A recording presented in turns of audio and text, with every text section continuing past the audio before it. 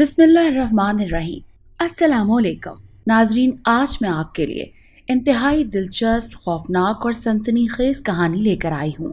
लेकिन कहानी शुरू करने से पहले आपसे गुजारिश है कि अगर आप हमारे चैनल पर नए हैं तो हमारे चैनल को ज़रूर सब्सक्राइब कीजिए ताकि आपको हमारी वीडियो सबसे पहले मिलें। यूसुफ के गले में एक मोटा सा फंदा आ लगा था। उसने जैसे ही नज़र ऊपर डाली तो वो धक से रह गया। उसके गले में फंदा डालने वाला कोई और नहीं बल्कि उसका दोस्त खालिद था। अभी उसने अपने गले से फंदा निकालने का सोचा ही था कि फंदे की रस्सी खिंच गई। उसका दम घुटने लगा, आंखें बाहर को उबलने लगी। उसकी जोर से चीख निकल गई। उसके पास सोए हुए अब्बा की आंख खुल गई। यूसुफ बेटे, क्या हुआ? खैरियत है ना? यूसुफ जो अपने गले को हाथ लगाकर देख रहा था फौरन बोला, हाँ हाँ अब्बा, खैरियत ही है। वो एक डरावना ख्वाब देख लिया था बस, और कुछ नहीं, इसीलिए सोते में चीख निकल गई। इसमें घबराने या परेशान होने की ज़रूरत नहीं, ऐसा अक्सर हो जाता है।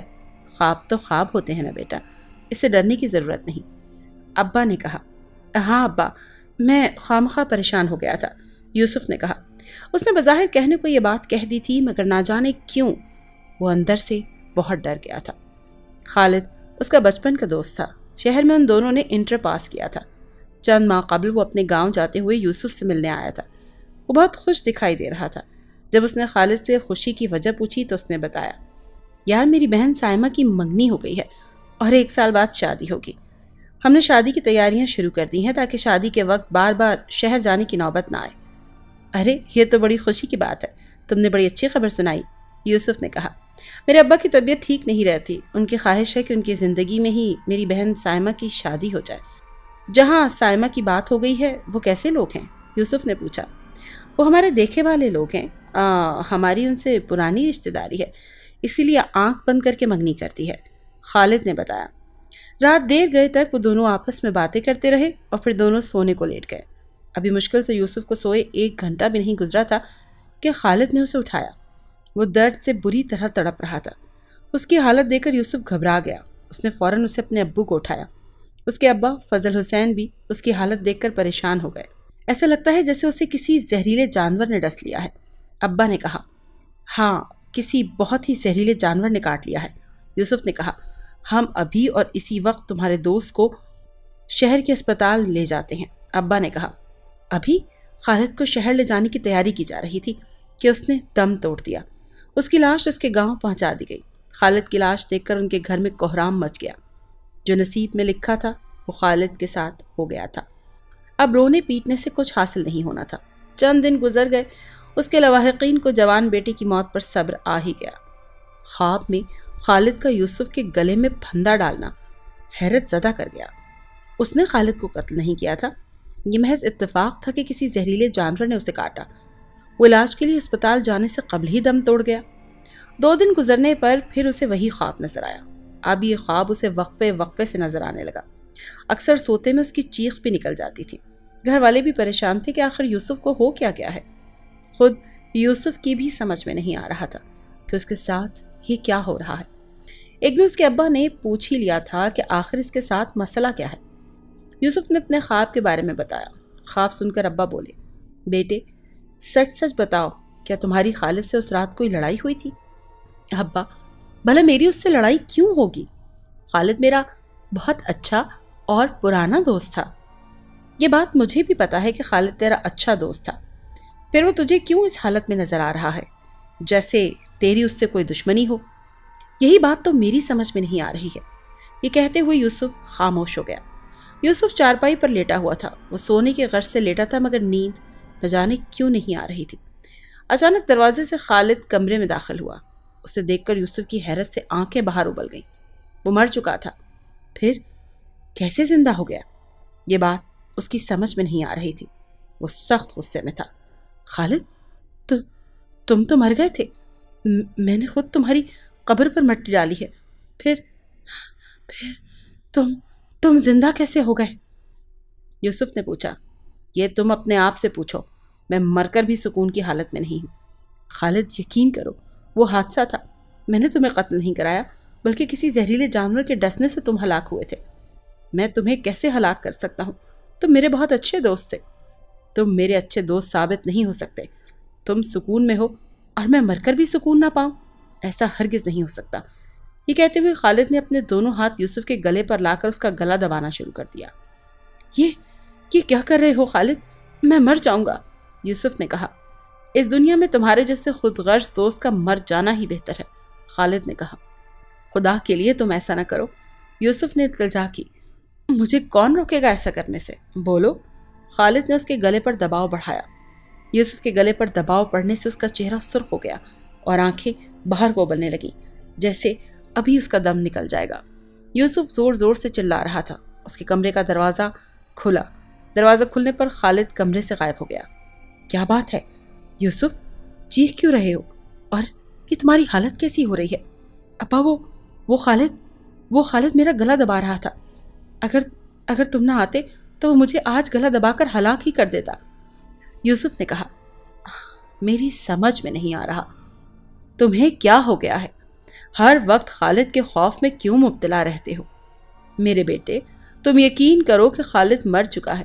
وہ اب کبھی نہیں آئے گا. ابا تم میری تسلی کے لیے یہ بات کہہ رہے ہو. حقیقت یہ ہے کہ وہ مجھے جان سے مار دینا چاہتا ہے. مجھے اس سے بچا لو ورنہ تم اپنے بیٹے سے ہاتھ دھو بیٹھو گے. یوسف رو پڑا. ایسا نہیں کہتے میرے بچے. مرے تیرے دشمن، تو کیوں مرے؟ تمہیں ابھی زندگی میں اور بہت کچھ کرنا ہے. ابا نے کہا. ابا تم میری زندگی چاہتے ہو نا؟ پھر مجھے خالد سے چھٹکارا دلوا دو. تو بے فکر رہے میرے بچے. میں خالد کے بھوت کو جلا کر بھسم کر ڈالوں گا. پھر دیکھتا ہوں کہ وہ تجھے کیسے ڈراتا ہے یا ہلاک کرتا ہے. ابا نے کہا. ٹھیک ہے ابا، ایسا ہی کرنا. یوسف نے کہا. تو ابھی سو جا، صبح دیکھیں گے. ابا نے کہا. نہیں ابا، تم بھی آج میرے ساتھ میرے کمرے میں سو جاؤ. یوسف نے بچوں کی طرح ضد کی. بس اتنی سی بات، میں آج تیرے ہی کمرے میں سوؤں گا. ابا نے اسے یقین دلایا. ابا کی بات سن کر یوسف کے دل کو کچھ تسلی ہوئی. رات کو فضل اپنے بیٹے یوسف کے کمرے میں ہی سو گیا. رات خیریت سے گزر گئی. یوسف نے سوتے میں کوئی شور نہیں کیا اور نہ ہی خواب میں اسے خالد نظر آیا. صبح ہونے پر فضل اپنے بیٹے یوسف کو ایک عامل امیر الدین کے پاس لے گیا. اس نے یوسف پر پڑھ کر دم کیا اور اسے ایک ہفتے کے بعد دوبارہ بلایا. عامل امیر الدین کے دم کرنے سے یوسف کو سکون آ گیا. ہر وقت جو اس کی طبیعت بے چین رہنے لگی تھی اسے قرار آ گیا. رات میں جب یوسف سویا اسے خالد پھر سے نظر آیا. وہ غصے میں دکھائی دے رہا تھا. تم نے عامل کے پاس جا کر اچھا نہیں کیا. تم نے میرے ساتھ جو سلوک کیا ہے وہ کسی دوست کو زیب دیتا ہے. میری بہن کے زیورات کو تم نے کیسے دبا لیا؟ ان زیورات کے لیے میرے ابا نے کتنی محنت و مشقت کی تھی. جب کہیں جا کر 10 تولہ سونے کے زیورات بنے تھے اور تم نے ان زیورات کو ایسے ہڑپ لیا جیسے وہ تمہاری دولت ہو یا تمہارے پیسے سے تیار ہوئے ہوں. خالد نے کہا. کسی بھی انسان کو مفت میں مال حاصل ہو جائے تو وہ پھر کیسے اس مال کو دوسرے کو دے دے؟ امانت میں خیانت کرنا اچھا عمل نہیں. اب کچھ بھی ہو جائے میں وہ زیورات کسی کو بھی نہیں دوں گا اور اب میں عامل امیر الدین کی مدد سے تم سے چھٹکارا پالوں گا. کیا سمجھے؟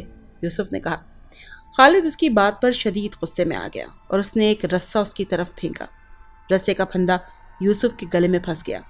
جیسے ہی اس نے رسہ کھینچا یوسف کو شدید تکلیف سے چیخیں نکل گئیں. اس کی آنکھ کھل جانے پر یوسف کو اپنے گلے میں شدید تکلیف کا احساس ہوا. ایسا محسوس ہو رہا تھا جیسے کسی نے حقیقت میں اس کے گلے میں پھندا ڈال کر بری طرح سے کھینچا ہے.